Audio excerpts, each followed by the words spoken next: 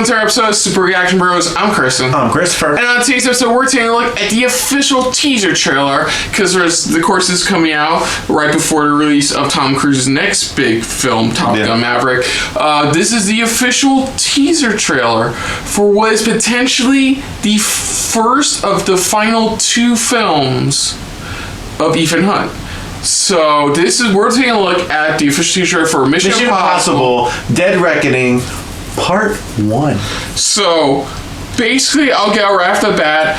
In 2019, Tom Cruise confirmed Mission Impossible 7 and 8 will be filmed back to back. Yeah. The other part he also reiterated was these films will serve as a send-off to Ethan Hunt.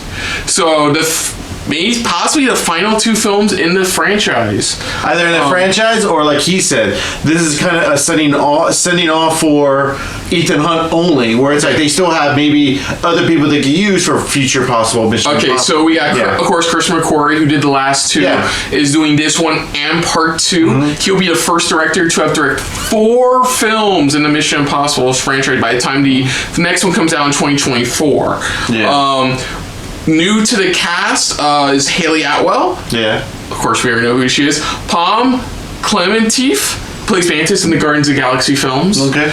Carrie Ewells, Shea Wiggum, and Mark Gatiss. Mm-hmm. Returning, now of course we have the usual suspects from the previous films, but the most interesting one is Henry Czerny from Mission Impossible 1. Now, not a lot of people know who he is. Basically, the best way to describe him is he's the guy who initially backstabs Tom Cruise in the restaurant scene. Yeah, I know the first time. He's back in this one. That's what I said. They're kind of wrapping up his story. They're trying to kind of wrap up his full-on story. That's why I said there is still potential. But anyways, that's all I got. I know that this film was really supposed to come out like 2 or 3 years ago, but only because COVID kind of hit. That's when... Yeah, that's kind of delayed this for the hell. So basically, part 1 comes out in 2023, and roughly a year later, part 2 comes out in 2024. So let's dive into this for the first official teaser trailer for Mission Impossible Dead Reckoning Part 1. So here we go.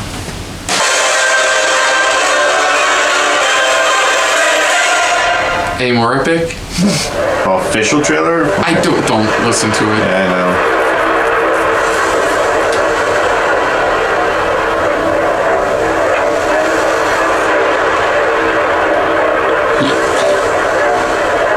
Your days of fighting for the so-called greater good are over. Yeah.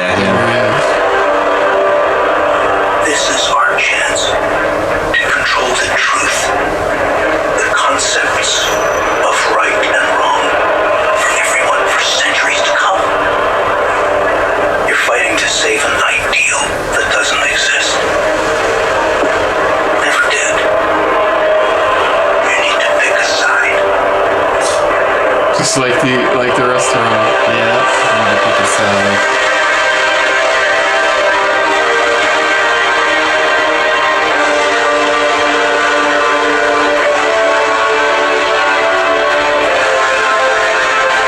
Old foe returns in a way. Yeah. Ooh. In a way. That's why I said kind of like an old foe.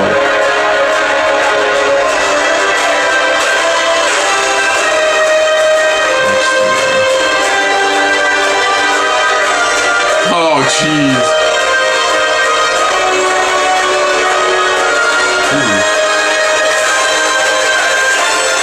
What a great setup for this trailer.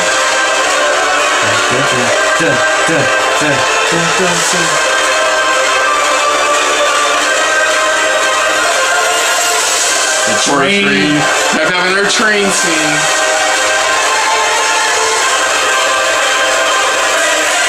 Oh shit! Get that epic moment. That one epic I watched an IMAX scene. Yeah.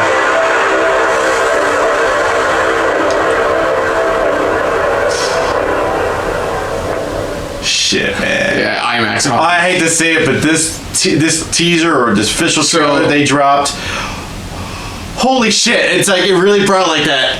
Wow, this is wrapping up. Kind of like wrapping up, or it's really like this is all coming to an end, or at least, you know, his story is finally coming to an end. You know, his wrap up story. Yeah, you can tell who ages and who doesn't age. Just that scene alone. Because Tom Cruise looks the exact fucking same he did in the first scene they did together in the restaurant. And it's cool. You know, what's cool is that it's like he's got the throwback haircut he had in the first film. So as you saw, of course, Rebecca Ferguson back as the MI6 agent. We also have Vanessa Kirby back as White Widow. I know that. I know all that. Yeah. It's just, like I said, you already mentioned all that. Yeah, I don't think Zerny plays, from what I'm reading, the actor's name is Zerny, doesn't play the main villain in this. It's a different character. He was originally supposed to be played by Nicholas Hoult. Oh, okay.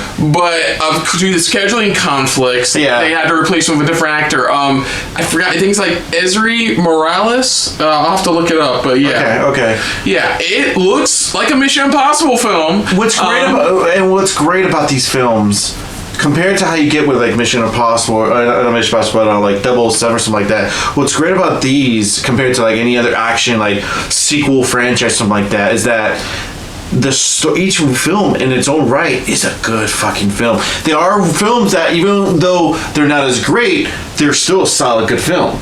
There's still, there's some that, just, okay, it was a passable good film.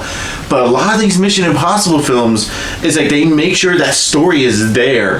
And then it's like, okay, we make sure we look at the action scenes and go from there. But it's like, that's what makes each one of these Mission Impossible films such a great film. Is that it's like they bring and deliver a solid good story and still deliver some good action. Well, okay, I'm going to say more what makes them work is kind of like what makes the current Fast and Furious films work. They're very solid popcorn flicks. Like, I'm not saying you have to fully turn your brain off for them, but they're the kind of thing where you can sit back and understand what's going on in each major action scene and stuff like that. I hate to compare it to Fast and Furious because that's a whole different other story on its own. That's more, okay, let me because the reason I say this, because I look in between, me and my coworker Brian, I'll go in between how many years it took before, between each film, which gave them time to help them write a story or put a good solid story together, compared to how Fast and the Furious has been rolling with some of their films. But that's why I said these. If you look at some of these films, that's why I said, yeah, some of them are not great, but even some of the ones that are not that great, they're still like a good film where you're like, it's a solid film compared to like Fast and Furious. One thing I noticed in this trailer is there's a lot of nods to previous Impossible films. They threw a lot of nods from the very first one. Stuff in the desert, him skydiving, the train scene, the car chase. Fuck, that was like what? But that was in the first film. That wasn't the first film. That was in the first film. Hell, no, the desert. Because I'm looking at more of the stuff from the very first film. That's what I'm talking about overall. Yeah, yeah, go ahead. Let me finish. I'm talking overall because, of course, it's supposed to be this part one of the send-off. So a lot of the trailer is nods to other films. Him fighting on top of a train, him like running through the desert, him having that conversation with Henry Czerny's character. Yeah, the only difference is that in a coffee shop. Yes, whatever. But like, yeah, you can tell this is trying to do a proper send-off by kind of having a greatest hits in part one, and I would assume eventually part two. However epic that's going to be, if this alone is just part one. Looking forward to it overall. We're fully caught up with the Mission Impossible film. And like I said, though, it's like for those who don't keep up with the Mission Impossible films, I honestly suggest like I said, take a look at them because some of them are really good. Their stories are solid.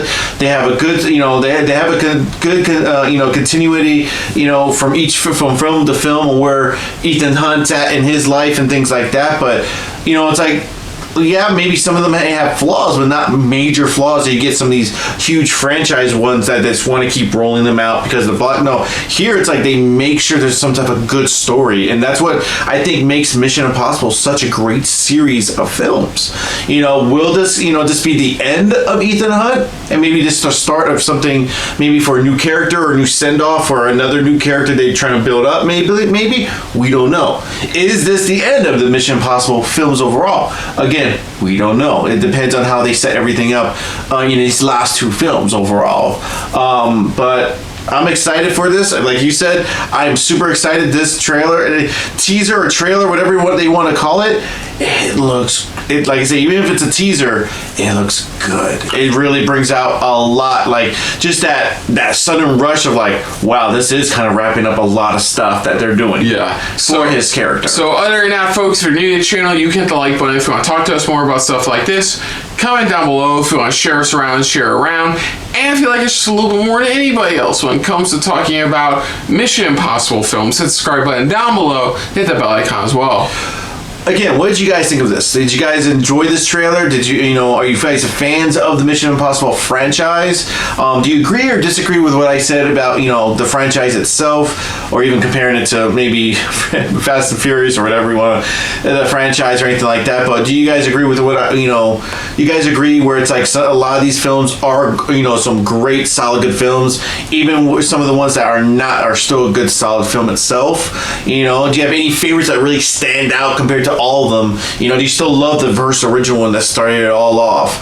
But I mean, just let us know in the comments down below. What are you guys' hopes for this? Are you guys hoping that maybe they start off with a new character, or this is the start of a fresh new character to continue the franchise, or do you think this is the end, at least, of Mission Impossible itself? Let us know down in the comments down below. Put down what you thought of our reaction overall, but most importantly, we thank you for watching. Until next time, I'm Kristen. I'm Christopher. This has been yet another Mission Impossible filled episode, SRB. See ya Later. Hey guys, thanks for watching. If you want to check out any of our previous reactions, as well as one of our other SRB shows, check out one of the playlists down below. And if you want to check us out in the social universe, you can find us on Twitter and Stardust at Super React Bros, as well as on Facebook at Super Reaction Bros.